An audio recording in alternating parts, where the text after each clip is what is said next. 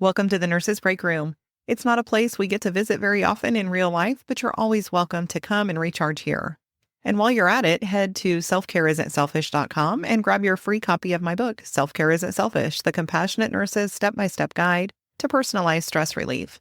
It's packed with simple, effective strategies to help you prioritize your needs without guilt so you can feel energized, focused, and ready to take on the day. Grab yours at selfcareisn'tselfish.com. Hello and welcome back to another episode of the Nurses Breakroom with Jenny Lytle, RN. Today, we are going to start a new season and we're going to really be focusing on hospice work. And part of that is because I've been a hospice nurse for 20 years now, and I am so passionate about being able to help others in hospice really fit their own needs in without feeling like they're neglecting everybody else, without feeling like it's selfish, and without feeling like it's another full-time job, because we're all busy. I continue to work in hospice. My role is a little different now. I also have a full-time day job, in addition to the work that I do with hospice nurses and other stressed out professionals. So this is going to be something that's really digging into that a bit more. And so I know that as a hospice nurse, as a hospice professional, it can be very difficult to just leave your work behind you at the end of a shift.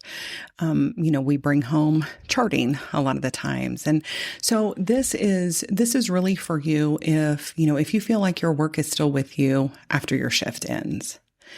And what that can look like is maybe you're replaying conversations that you've had. Maybe you're second guessing yourself, things that you could have done differently, something that you wish you would have said or done, or maybe something that you would have said in a different way or responded to something more quickly than you did another thing, because we're always making these judgments, we're making these judgment calls, and there's frequently lots of things that are competing for our time and our attention at once. And it's hard to know in the moment exactly what to focus on the most. What is the highest priority? Sometimes it's obvious, but sometimes it's only in hindsight.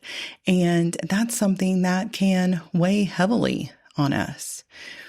Also, when we're in homes, when we're talking with families and our patients, they tell us these stories of their lives and the way things have gone. And sometimes, sometimes they're very happy stories and we're sad for them to be losing those type of things. And sometimes they're really horrific stories of the way that maybe their diagnosis and their care has gone. And that's something that's heavy as well.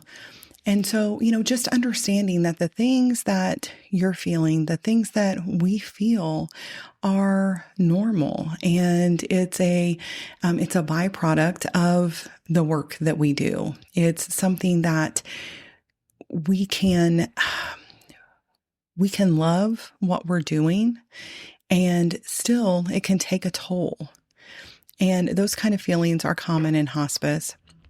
It doesn't mean that you're weak or that you have poor boundaries, although that may be another issue as well. I know it sure was for me, but it's about that deep caring. It's about the deep presence that we have when we're with our patients, when we're with our families. It's the fact that this is very sacred work, and that can be a blessing, and that also can be something that's very hard if we don't have a plan in place. Because the issue isn't that we're caring too much, it's that we're not able to set that work aside, that we don't have a plan in place for kind of transitioning, that we don't have a way to set the work down and move into our regular lives so that we can refill ourselves. We can refill our own cup. We can come back ready and able to carry that weight again, because it can be very heavy.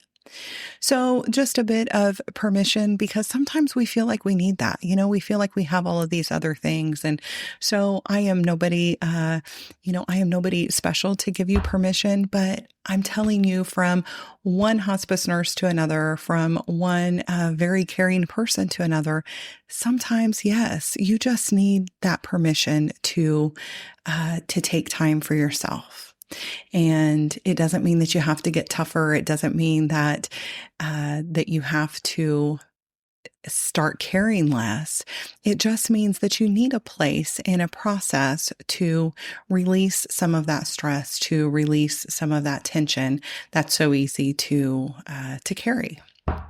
And I am in the midst of revamping the Nurses Breakroom, and it's a place where we can go and exhale a bit and have a place to be with others who get the things that we experience and do that in a positive but not Pollyanna kind of way, but in a proactive and a learning way, not just a place to vent, although that is super important to do sometimes, but a place to really figure out, like, what can we do moving forward?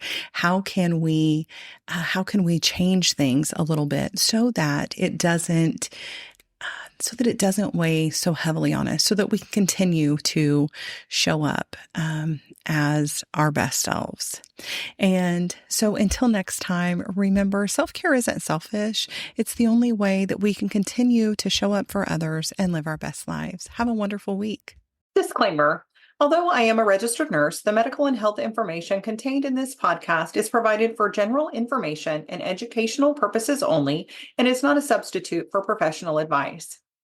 Therefore, before taking any actions based upon such information, I encourage you to consult with appropriate professionals.